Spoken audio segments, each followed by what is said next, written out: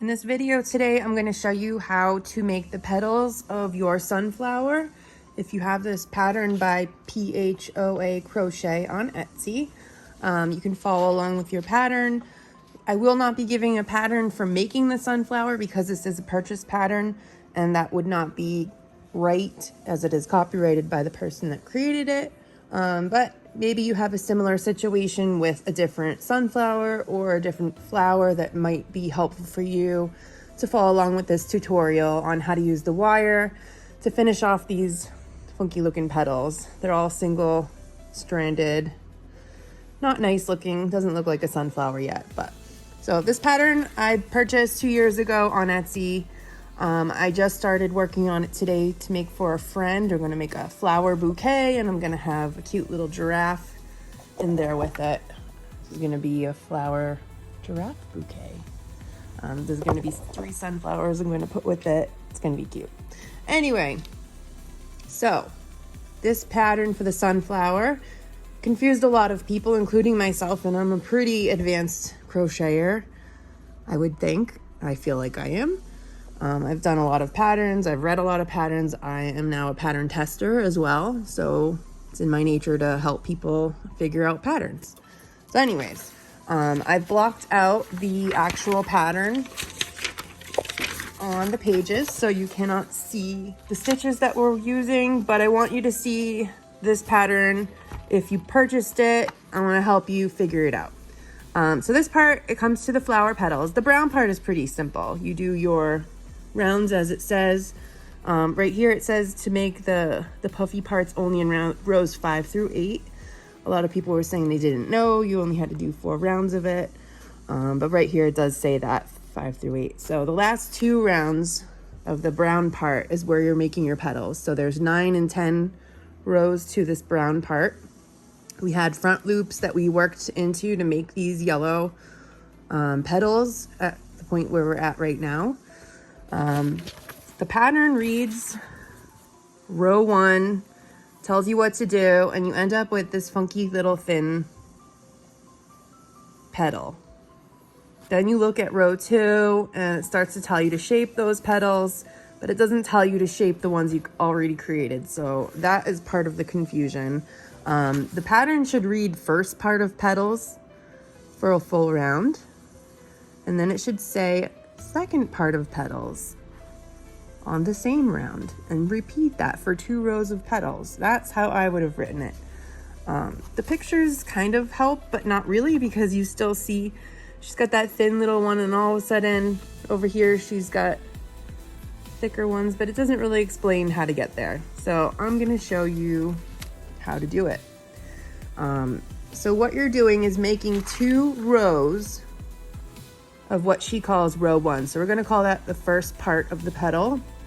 The first part is you are making the skinny part, and you're going to do that for 2 full rounds on the flower. So rounds 9 and 10 are going to have 18 petals per round. So 1, 2, 3, 4, 5, all the way around for 18.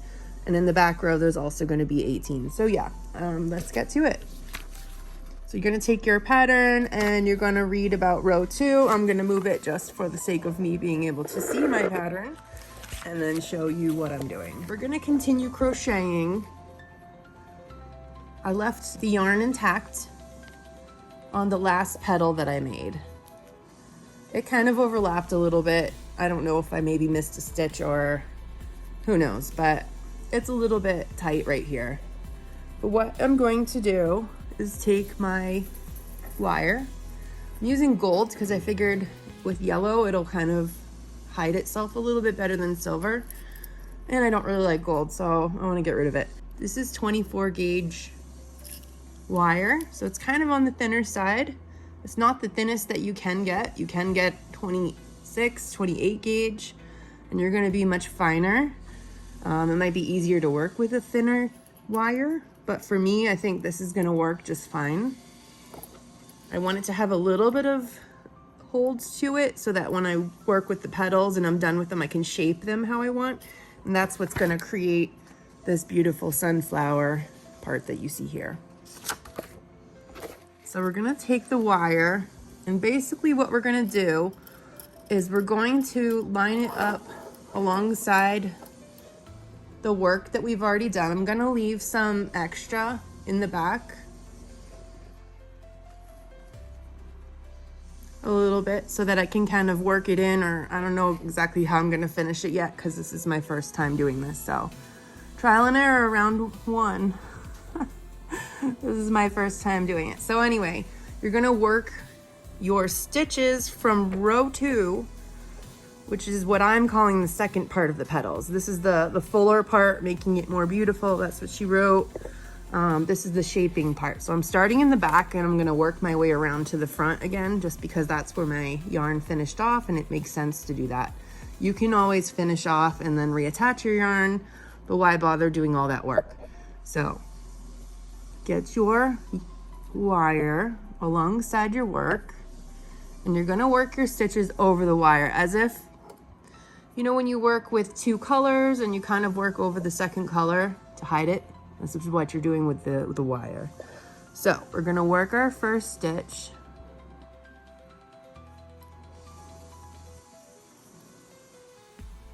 And it's tough because you wanna hold the wire tight, but you also need to get your yarn where you need it. So it's gonna take some time getting used to holding it. We want all of our yarn to be tight. All right, so first stitch, pull tight. See how it's stuck in the yarn now? Basically, we're gonna keep the wire alongside our work and we're gonna work our stitches over that wire as if it weren't even there. All right.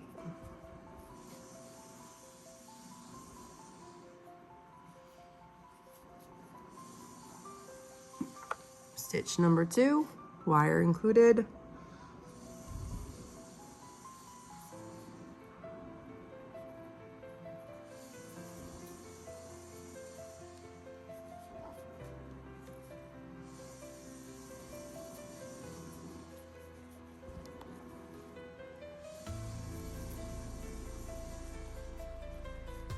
All right, make sure you don't pull it because I just did and I felt that wire. You don't want to lose that.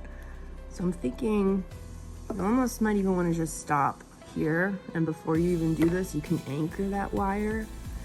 That's what I think I'm gonna do. Kind of like you're working with yarn. Just like work it under the stitches. I sound unsure because this is, again, the first time I'm doing this. So I'm just kind of making it up as I go. So I'm gonna work it under the stitch and I'm gonna work it around the stitch, almost like I'm making a knot with the yarn, like the way I would end a regular piece of yarn. I just wanna hold it tight and I don't wanna lose that wire. I wanna make sure it stays anchored. All right, we'll work on that later, but at least it's anchored now. You can see it's not gonna pull through. That's a good idea. All right, back to our petal. My stitches might be a little off.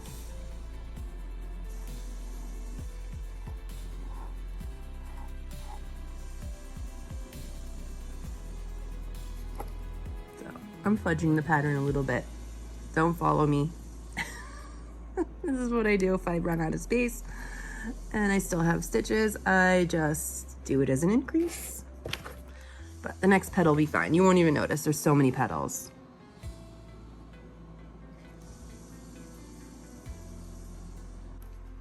I just want to show you how it's going to hold up at the end. So whatever amount of stitches you need to do from there, round 2, this is the second part of the petal. This is working around that skinny base that we had all these weird curlies with. We're making the petals fuller.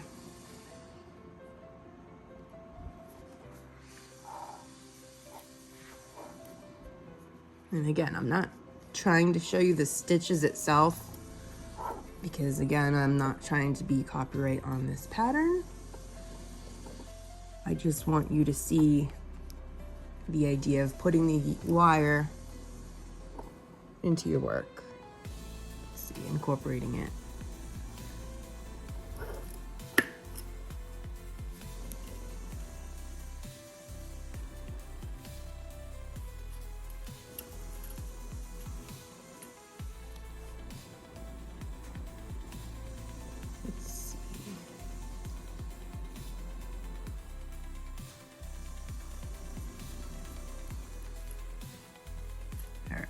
end of petal 1.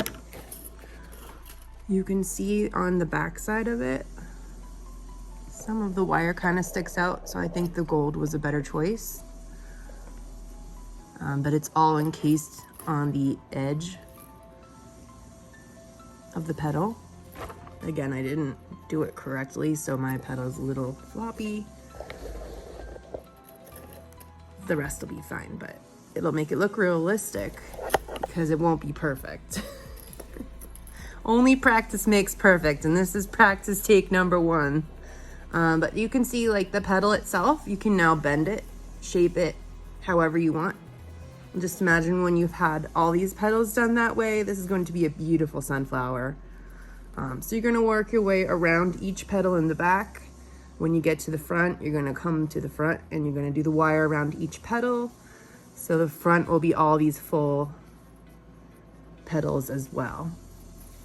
So I'll come to the end and I'll show you what that will look like. All right, so here you can see that the back row is finished with all of the wire in the petals, and each and every petal is now shapeable. I started to go on to the front row again from here. This is where they kind of overlapped. And then I'm going to continue on the front row and all of these little pieces to make the front look like the back. But you can see how you can move them wherever you want. And they kind of overlap each other because they're bigger than the space they have. So it's going to look more realistic like a flower. Every time I worked on each petal, I flipped my work just to make sure that I was catching the wire in between all the stitches. So I always made sure that I did it so I don't have to undo a whole bunch at the end. You can see where I did all the slip stitches. There's a little bit of wire showing, but it's not going to be visible from the front. So the whole back took me about 33 to 35 minutes roughly. So not too long. I mean, once you start doing the same stitches over and over, you don't need the pattern and it works up really quickly. So I'll show you at the end how it will look. So here's my finished flower. I've got all the wire strung into every edge of every petal. So there's no more weird tiny little pieces of petals. And all you're gonna do is adjust it however you want because every piece is movable by the wire. But I left it undone so you can see how I'm gonna finish it. The wire is sticking out where the last petal was finished, as well as my yarn. So what I'm gonna do is cut my yarn off at that point and just pull it through. And I'm gonna leave a bit of some of the wire, enough of a tail so that I can weave that back in. And what I'm gonna do is push it through my work carefully without poking yourself.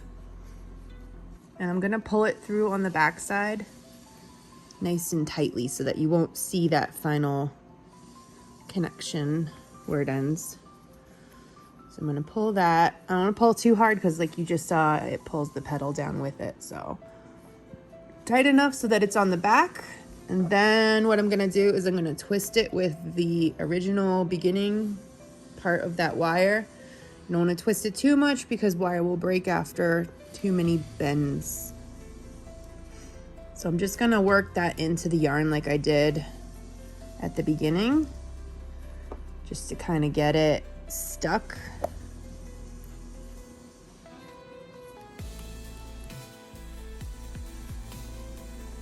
And I'm just gonna pull it through a couple times to make sure it's really in there.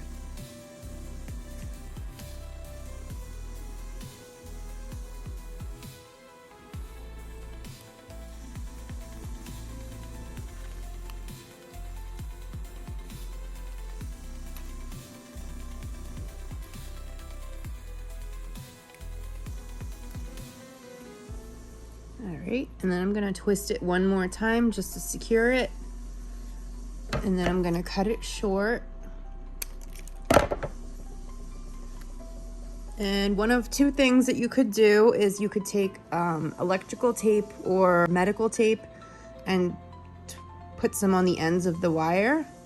I think that's what I might do. Find some brown electrical tape or even black, because I think that's going to be covered by the green backing of the flower afterwards. And what I'm going to do is sew over that so that it stays tight and that nobody gets poked by a rogue piece of wire. So there you have it. Oh yeah, didn't finish this. Let's pull that into the work. I'm just going to thread it onto a needle. Put it through a close proximity of the ending so it kind of gets tucked into the back. Pull that one nice and tight. And then I'm just going to work a knot through the back.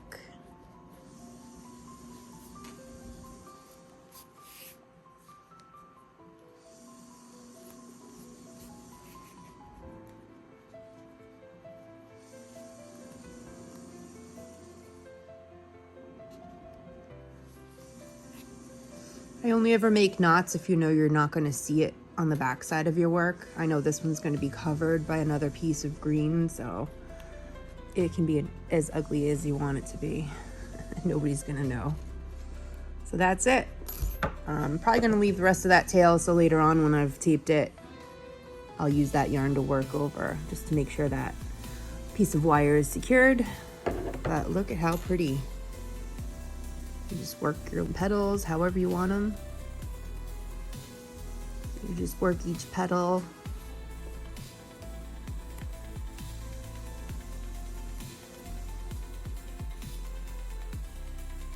You can leave them overlapped if you'd like.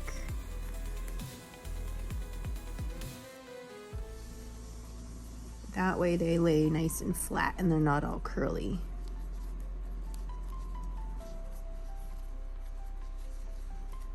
This is so much easier than just blocking it.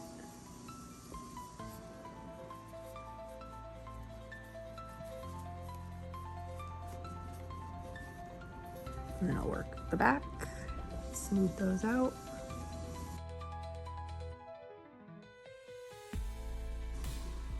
And there you have it. Got a beautiful sunflower. So I'm gonna go on to make the backing of it, and then it's gonna have a stem with some leaves, so it's really pretty.